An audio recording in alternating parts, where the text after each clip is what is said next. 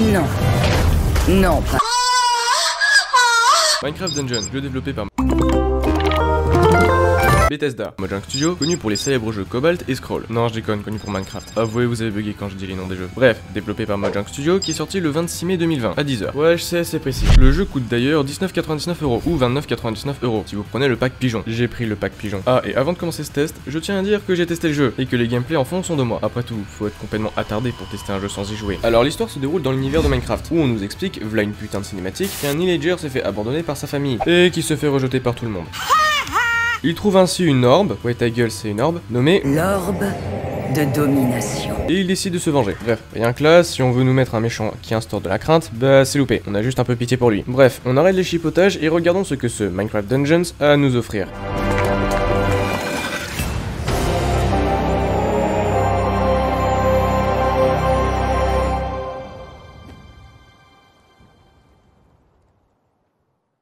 Bon, on commence à choisir son skin et on y va.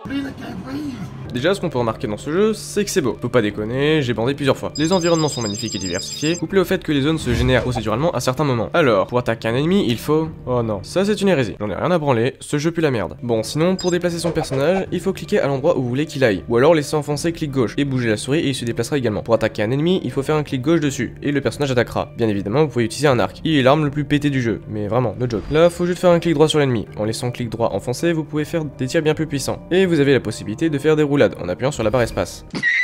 Sinon, le jeu est composé de plusieurs niveaux. La forêt des creepers, qui a d'ailleurs plus de zombies que de creepers, les marais, les mines, etc. Dans ces zones, vous y trouvez des mobs. Oui, je sais, ta gueule Captain Obvious. Qui, dès qu'on les tue, peuvent vous dropper de temps en temps, des armures, de la bouffe, des armes, et j'en passe. La bouffe vous donne un effet de régénération. Vous avez une pseudo barre d'inventaire. Les 3 premiers slots servent à contenir des artefacts, des objets avec 1001 capacités, comme créer une pseudo safe zone, tirer des flèches explosives, ou causer un putain de génocide. Certains de ces artefacts requièrent des âmes, récoltent en tuant des mobs. Plus vous récoltez d'âmes, plus ces artefacts sont forts. Bon, ensuite, je pense que je n'ai pas besoin d'expliquer la fonction du gros cœur rouge au centre. Quant au slot d'à côté, vous permet de consommer une potion de soin, se régénère au fur et à mesure du temps. Et pour finir, en appuyant sur I, vous avez accès à la totalité de votre inventaire, où sera stocké tout votre stuff. En parlant du stuff, vous avez 4 types d'items, comme dit plus tôt, les artefacts, qui ont une capacité qui leur est propre, les armures qui vous donnent de la vie, ok, et d'autres effets comme un pourcentage d'annulation des coups, etc. Et les armes qui se distinguent en deux groupes, les armes au corps à corps et les armes à distance. Il y a une chier d'armes au corps à corps, comme une faucille, un marteau, claymore, et j'en passe. Alors que les armes à distance, ils se démarquent en deux groupes, les arcs et les arbalètes. Par contre, il y a une chier de variantes d'arc et d'arbalète. Il y a aussi plusieurs types de rareté, commun, rare et unique. Forcément, plus le grade est haut, mieux c'est. Mais il y a autre chose, c'est un système de puissance. Tous vos objets ont une puissance, les rendant plus puissants. Donc oui, une bonne majorité du jeu fonctionne sur ce système. Il y a également un système d'enchantement. Vous avez le choix entre plusieurs enchantements, et vous pouvez en choisir que 3 max. Pour en obtenir, il faut monter de niveau, cela vous permet d'obtenir des points d'enchantement, que vous utilisez pour les obtenir. Il y a 3 niveaux d'enchantement. Le premier coûte 1, le second 2, etc. Vous pouvez avoir des enchantements plus puissants, mais eux, ils coûtent plus cher. D'ailleurs, niveau enchantement, ils se sont fait plaisir. Vampirisme, l'enchantement préféré de Bartir, tir multiple, ou la de Zeus, le deuxième enchantement préféré de Bartir, et j'en passe. Bref, vous avez de multiples choix, et c'est une putain de bonne chose. Mais j'aurais préféré qu'il passe plus de temps à corriger les bugs que d'inventer des enchantements. Avec tous ces enchantes, ça va être une véritable hécatombe. Non, ce n'est pas une personne. Par ailleurs, si vous trouvez du matos plus puissant que celui que vous avez actuellement, ne vous en faites pas. Vous pouvez le recycler. Et s'ils sont enchantés, ne vous inquiétez pas. Vous récupérez vos points d'enchantement. Bon, je crois que j'ai fait le tour niveau inventaire. On va donc pouvoir s'attaquer au gameplay. La carte possède plusieurs niveaux. En cliquant sur un des niveaux, vous pouvez voir le niveau de difficulté que vous pouvez dans certains cas modifier en plus facile si vous êtes une grosse tapette, ou en plus dur si vous êtes un mal alpha. Les niveaux commencent toujours par une cinématique à la con pour vous expliquer votre mission, puis on vous largue avec un objectif précis. Les objectifs sont variés comme détruire le buffet, un objectif qui me rappelle les heures les plus sombres de notre histoire, et plein d'autres. Du coup, vous allez devoir aller à un point A à un point B en fightant contre des mobs. Donc ouais, plus facile tu crèves, mais je rappelle que c'est un jeu Minecraft. Fallait pas s'attendre à un truc méga compliqué à la Pokémon. Hashtag sarcasme. Et niveau bestiaire, c'est comme les enchantements. Ils se mettent bien. Alors, il y a le bestiaire du jeu original, comme le zombie, mob classique, le squelette, le mob à distance de base. Au passage, ils ont tous les deux une forme avec des armures. Le creeper, toujours aussi chiant et flippant. Les araignées, qui ont une petite mage, vu qu'elles tirent des toiles d'araignée qui vous empêchent de bouger. Il y a aussi le vindicator, etc. Je vais pas tous les faire. Mais il y a également de nouveaux mobs. L'enchanteur, qui permet de buff les mobs autour en les transformant en mobs magiques. Ces créatures-là sont plus puissantes et résistantes. D'ailleurs, ces mobs magiques, vous pouvez également les croiser à l'état sauvage, en fonction de votre mode de jeu, et de la difficulté du niveau. Et pour finir avec les mobs magiques, il faut savoir qu'ils ont des petites particularités. Ils possèdent des enchantements qu'on peut obtenir via in-game. En vrai, je vais pas me plaindre, c'est plutôt génial, car ça rajoute du piment et du renouveau mob classique, qu'on a l'habitude de rect easy, sachant qu'il y a une chier d'enchante. Bien évidemment, le problème, c'est que si tu te trouves avec un mob qui a un enchantement qui crée une zone où tu prends des dégâts, si t'es au cac, forcément c'est pas cool, et c'est là encore moins si t'as pas de flèche pour la gérer. Il y a aussi les mobs avec l'effet épine, et en prime régénération, tu prends des dégâts en faisant des dégâts, et en prime, ils se régénèrent. Bref, c'est bien mais mal branlé. Vous avez également ces putains de saloperies d'invocateurs, qui eux font popper des mobs à longueur de temps, et te lancent en prime des projectiles à la gueule. Sérieusement, je fais une manif gilet jaune ou quoi là? Et en prime, ils sont putain de résistants. Les esprits, ils font popper du feu bleu sur 9 cases et peuvent se téléporter. Ils sont chiants, j'ai rien d'autre à dire dessus. Il y a aussi le géomancien, qui est une caricature de Daesh, déjà qui fait pop le 6ème pilier de l'islam. Il fuit dès qu'on s'approche d'eux, ont une barbe et sont en retard technologiquement. Il suffit de voir la tenue. Bon, il y a aussi d'autres maps que je n'ai pas cités, mais il y a aussi des boss et des boss. L'évoqueur, facilement gérable si vous n'êtes pas une merde, pas comme moi.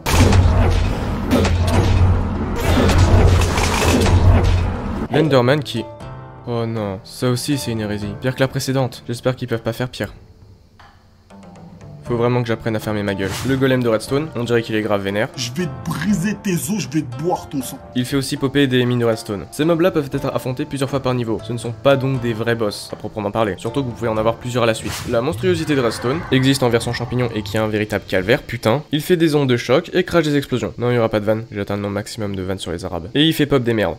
Petit aparté, je suis assez deg de la façon dont il est utilisé dans le jeu. On parle quand même de l'icône du jeu et qui est un simple boss d'un niveau random. On ne le voit que 2 fois, une dans une cinématique d'intro et en boss. Et la version champignon est un boss caché d'un niveau secret, et c'est une variante. En fait, il est presque anecdotique si on le compare à une autre icône comme le Creeper, qui a quand même son nom dans un niveau, où certes, il y a plus de zombies que d'arbres. Bref, fin de mon petit coup de gueule. L'arc villageois, un sous-boss, mais littéralement, qui sert à introduire le vrai boss final qui est le cœur de l'Ender. Chaud du cul mais pas de façon débile, mais stylé. Bon, on va finir avec l'innommable. Ouais, c'est Voldemort le truc. Pire boss du jeu. Il te retire midlife à chaque coup, sachant qu'il te lance des rafales. Je vous laisse imaginer la merde et en prime, il fait pop des squelettes plus. Ah, et au passage, ils étaient littéralement en manque d'imagination, ou shootés à mort, qu'on affronte un chaudron vivant lanceur de slime qui te crache à la gueule. Aucune vanne. Ces mobs peuvent de temps en temps vous dropper des items comme de la bouffe, dites plutôt, des potions comme la potion de force, de rapidité, ou une potion d'ombre. Une potion qui vous rend invisible et le premier coup que vous infligez à un ennemi fait beaucoup plus de dégâts. Et vous pouvez perdre l'effet. Bon, bien évidemment, vous avez pas que ça, hein. Vous avez des flèches, du stuff, et surtout, le meilleur item du jeu, la TNT, qui est putain de violente. Vous pouvez en porter jusqu'à 3 en même temps, et malheureusement, vous les balancez tout en même temps. Bon, maintenant le ponçage de dard est fini, passons à l'IA. Besoin d'aide? Non, non, ça va, merci. C'est un peu gênant quand même.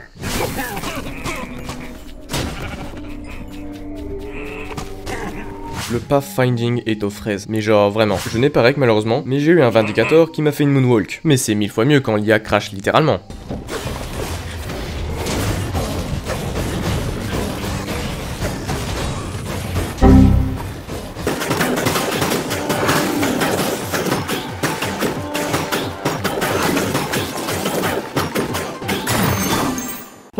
Tant qu'on parle de problèmes techniques, parlons des bugs. Oh putain. Les moins chiants, ce sont les problèmes de ragdoll. Le plus chiant, c'est le bug par rapport à la souris. Un petit rec pour que vous puissiez vous rendre compte du problème.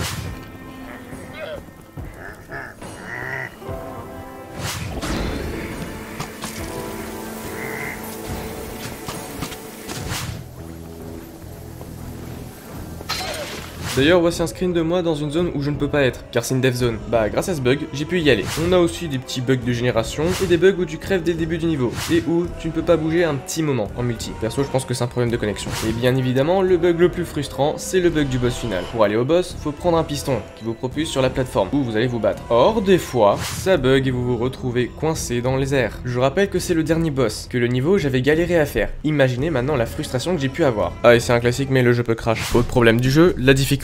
Comme je l'ai dit plus tôt, le jeu est généré de façon procéduralement, en gros aléatoirement. Du coup, je pouvais me retrouver au début d'un niveau avec plusieurs vindicateurs magiques. Déjà qu'un seul mob magique c'est chiant à gérer, alors imaginez que les premiers ennemis du niveau soient magiques. Et je vous ai expliqué plus tôt que ces mobs peuvent avoir des enchantements, où t'es obligé de prendre des dégâts, ou dans certains cas crever pour espérer les battre. Ce genre de truc ne devrait même pas être dans un jeu. Pour les débiles, le spawn des mobs et la difficulté est mal foutu. Je n'ai rien contre les jeux durs, même, j'encourage à ce que la difficulté d'un jeu est plus hard, mais je n'aime pas que les jeux soient débilement durs, comme les groupes de mobs magiques, avec des enchantements qui les rendent ingérables, genre combustion, épine, régénération. Si ça avait été un mob sur tout un groupe qui avait ses enchantements ingérables, j'aurais rien dit, mais des fois c'est tout un groupe de 3 à 4 mobs qui sont enchantés. Et en prime, imaginez si ce sont les tout premiers mobs du niveau que vous croisez. Ah ça de sûr c'est un très bon échauffement. Bref, perdre la vie sans aucune raison dans un jeu vidéo devrait être interdit et puni par la loi. Bon, le moment salé est fini. Vous pouvez également jouer en multi, qui possède bien évidemment quelques particularités, comme si un joueur meurt, des mobs vont apparaître et la nuit va apparaître au bout de 30 secondes. Même si c'est en plein jour, je vais même plus le choquer. Et si vous n'arrivez pas à réanimer votre partenaire à temps, des fantômes vont vous affliger beaucoup de dégâts, et en continu. Bref, sinon parlons de la durée durée de vie du jeu. 5 heures pour 20 balles. Bon ok j'abuse un peu. 5 heures pour le mode normal, car oui il y a 3 modes. Normal, Adventure et Apocalypse. Dès que vous finissez le jeu, le dernier niveau, vous débloquez le niveau supérieur, qui ne sont franchement pas difficiles hormis le dernier, et même beaucoup plus amusant que le mode précédent. Et chaque niveau de difficulté vous permet de récupérer du stuff en plus. Donc ouais, c'est environ 15 heures de jeu. Mais à mes yeux, c'est une technique de flemmard pour éviter de faire un jeu long.